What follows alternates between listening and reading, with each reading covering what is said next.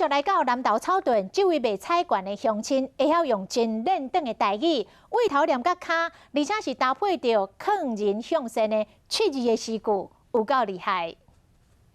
若是讲到这个头门，健康平安花寿长。李丽台用台语讲好话，为头壳开始，身躯每一个部位拢会使念7字啊。饭是困，是两支，家族传宗接代，有妹妹嘛，有弟弟。若是讲到过人卡，钱藏银行在你手。连饭丝骨过人卡拢可以卖倒，为头一直念到脚顶。今仔日倒头讲到尾，互恁一切顺遂，年年较加伙，谢谢。伫南投草屯卖菜馆的李丽台，平时就靠这4分外钟300几字7字啊，引起民众注意。时间一个久，大家拢捌伊。